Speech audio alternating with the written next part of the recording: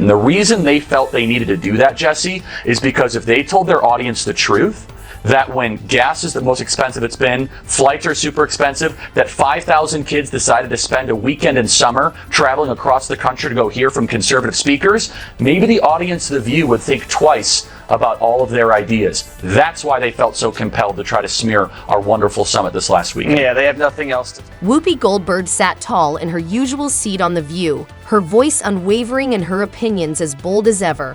What seemed like just another day of spirited debate quickly spiraled into unexpected controversy, one she never saw coming.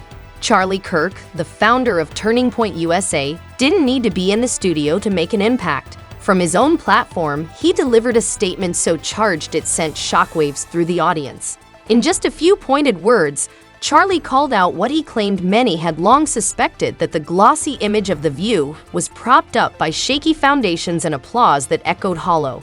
The moment of tension reached its peak when Whoopi broadly associated thousands of young students with protesters who had gathered outside a Turning Point event. Though she later issued a soft-spoken apology hoping to ease the backlash, the damage was already done. Charlie wasn't having it.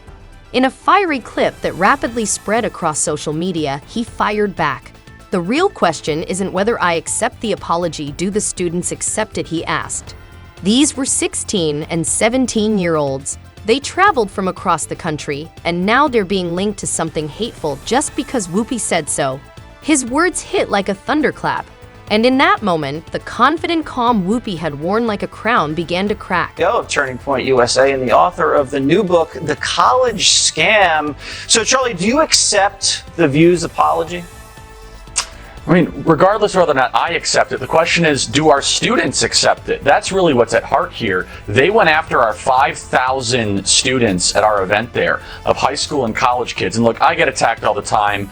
People say false things. I'm a public figure. But when you go after 16 and 17-year-olds that travel from across the country, that then have to live for the rest of their life with a shadow over them because someone at ABC says that they might be linked to neo-Nazis. Charlie Kirk's outrage wasn't performative, it was palpable. And it struck a nerve. Whoopi Goldberg's signature smugness had finally met its match, not from a co-host across the table, but from a voice resonating across the internet. Charlie didn't need to walk onto The View set to be heard. His words carried farther and hit harder from behind a screen. As his fiery statement lit up social media, support flooded in. Hashtags trended, reels and reaction videos exploded, and suddenly Whoopi found herself in unfamiliar territory, on the defensive. The studio didn't feel like home anymore. The once adoring audience wasn't so quick to cheer. Her on-air apology felt more like a formality than remorse, scripted, stiff, and too late to contain the damage that had already spilled out into the public. But Charlie wasn't letting it slide. "We had to threaten legal action," he revealed in a follow-up video. That's what it took just to get an apology. And yes, we're still talking to lawyers. This wasn't just a media flare-up anymore. It was war. The internet erupted with questions. Had The View really smeared 5,000 students? Did Whoopi go too far with each passing hour? The outrage mounted. While Whoopi struggled to explain her way out, Charlie calmly dismantled the narrative. With each sentence, he chipped away at the polished image the show had spent decades building. He spoke of elitism, arrogance, and the reckless ease with which labels were flung around. Just because someone didn't go to college, he warned, doesn't make them dumb. Working people are tired of being insulted. That clip, raw, direct, and unapologetic, spread like wildfire. TikToks, YouTube edits, Instagram reels, it became a digital storm that The View couldn't contain. Charlie's voice wasn't just heard, it echoed. Welcome back. In Monday's conversation about Turning Point USA, I put the young people at the conference in the same category as the protesters outside. And I don't like it when people make assumptions about me, and it's not any better when I make assumptions about other people, which I did. So, my bad. I'm sorry. Okay. So, the state But look, what did it take for us to get to the point of an apology? We had to threaten a lawsuit, Jesse. And by the way, we're still entertaining it. We're talking to some of the best lawyers out there that are experts in this. And as you know, these things can be very complicated. There's a lot of facts and circumstances around it. But we're not going to let this go, because you should not be able to smear 5,000 high school and college kids and then just be able to walk away. Whoopi's words had been recorded, but Charlie Kirk came with receipts that couldn't be ignored. He wasn't shouting. He wasn't furious. He was calm, composed, and razor-sharp. That's what made it so unsettling, because it was working. Suddenly, people were re-watching old clips of The View with fresh eyes. They began noticing the contradictions, the double standards, the smugness dressed up as wisdom. The show's long-standing bubble of safety had started to deflate. One viewer commented, "I never even watched The View, but now I understand why so many stopped." Another asked, how was she allowed to say that on national TV and just walk away from it? The internet had flipped the script. This wasn't just a clash between Whoopi and Charlie, it was Whoopi against millions of viewers who were finally paying attention. And what they saw wasn't flattering. Charlie's response didn't just challenge The View. It shattered the illusion that its hosts were untouchable. For the first time, they weren't writing the narrative, they were caught inside one. As the backlash spread online, Whoopi tried to carry on as usual, but the atmosphere in the studio had shifted.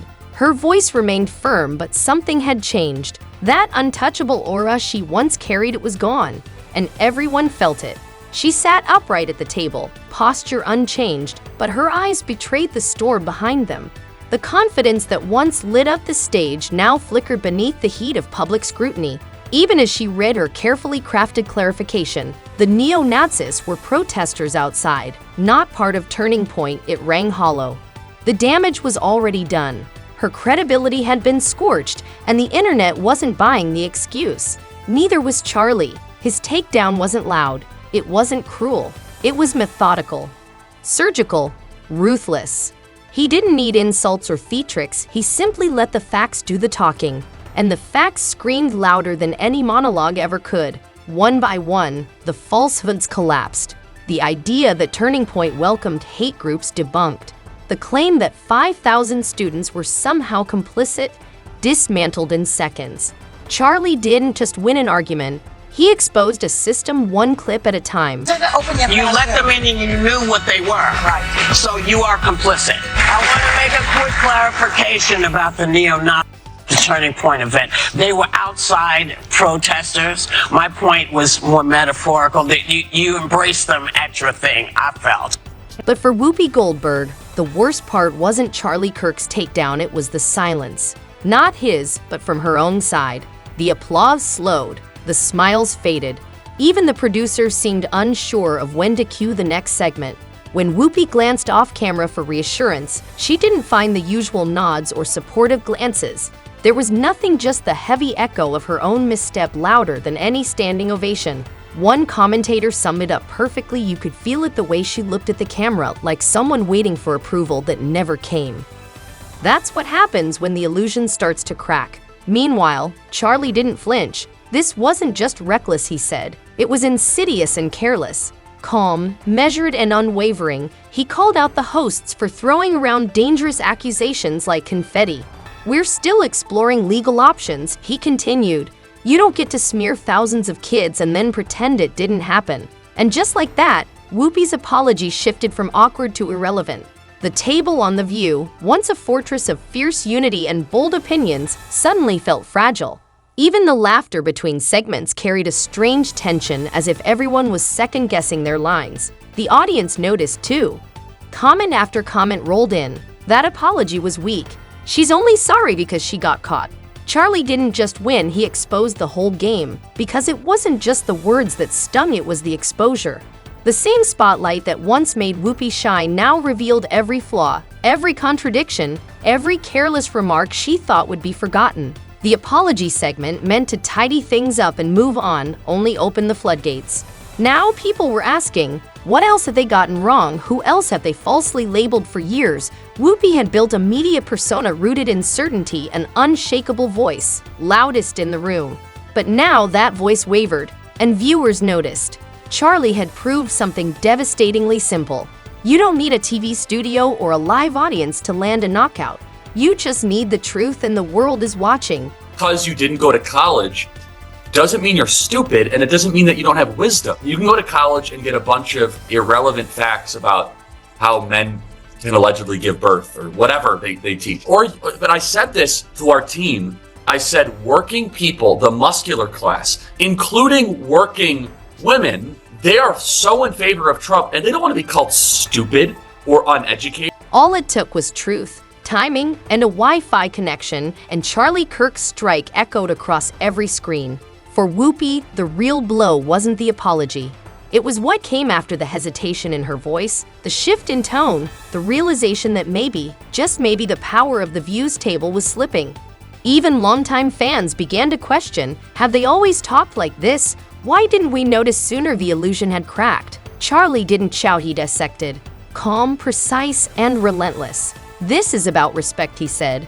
These kids deserve better than to be accused of hate because of where they go to learn. The message hit hard, and not just with conservatives. Even neutral viewers began to admit he has a point. That's when you know the tide is turned, when the middle starts paying attention. The View tried to move on, but the rhythm was off. Laughter felt forced, smiles painted on, and the applause needed help from signs. Something had changed, and it couldn't be undone. Even Whoopi's trademark fire felt more like a memory than reality, rehearsed, polished, hollow. Behind the scenes, whispers of tension grew. Some blamed the fallout, others blamed Whoopi. But none of it stopped the internet. New clips kept surfacing. Every word, every glance, every silence analyzed, replayed, exposed. And the silence, once her power, had turned against her. Weekend. And the liberal panel just couldn't help themselves. The group sent a scathing cease and desist letter after hosts on The View suggested that Turning Point had embraced neo-Nazis who showed up outside the event. Don't want to say too much, but we're going to have a lot of fun at the Department of Education. We're going to have a lot of fun. Can I tell you something? Like, I've had quite a few people contact me about that particular post. Like, I'm sure I have 1/100th of what you're getting, but people are contacting me about cabinet posts. I'm like, I got nothing. I mean, yeah, I'm actually, after this conversation, heading to Mar-a-Lago for a week, and we have a lot to sift through, and if I could be helpful, I have asked. I want to be actively involved in all things education, as you can imagine. It became a digital autopsy of a media meltdown. Viewers said she didn't even look sorry. Whoopi thought the moment would blow over, but it didn't. It exploded. Meanwhile, Charlie Kirk stayed cool. No gloating, no shouting, just facts. He didn't just call out The View, he exposed it, lifted the curtain, showed the wires. And once people saw the performance, they couldn't unsee it. It wasn't the end of The View, but it was the beginning of its unraveling. When audiences stop clapping out of habit, the illusion falls apart. Whoopi's breakdown wasn't loud, it was slow, public, and silent. Not tears, not yelling, just the kind of quiet that comes when there's nothing left to say. Each new episode felt like a gamble. Would she address it? Would anyone behind the scenes? Confidence wavered. Segments where rechecked meetings turned tense and viral fear loomed large. Charlie didn't chase the spotlight, he just kept showing up with sharper logic and colder facts. No insults, no drama, just precision, and that's what shook them. He didn't break the rules, he beat them at their own game. He didn't just expose Whoopi, he exposed the system. And now, The View, once seen as untouchable, looked human, fragile, and breakable. We did not have is white women who voted about 52%, right, for Donald Trump. Uneducated white women, is my understanding.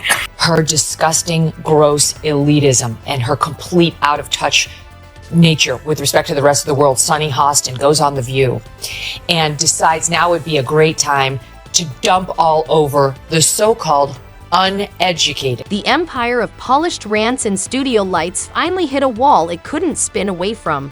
Whoopi's apology wasn't closure, it was the start of a reckoning. Every word from The View would now be scrutinized, not applauded. The fall wasn't dramatic, it was a slow fade into uncomfortable truth. Whoopi kept talking, kept hosting, but the spark was gone. This wasn't just a media moment, it was a shift. Audiences no longer accepted narratives blindly. Power was no longer unchallenged. And in the weeks that followed, Whoopi's eyes said what her words didn't. The fear of another viral takedown lingered. Because Charlie Kirk had done what few ever do. He made daytime TV bleed without ever stepping on set. No lights, no makeup, just facts. He didn't shout. He didn't insult. He just said, "Prove it." And everything changed. Now, when Whoopi leans into another bold take, viewers will remember not the applause, but the silence that followed.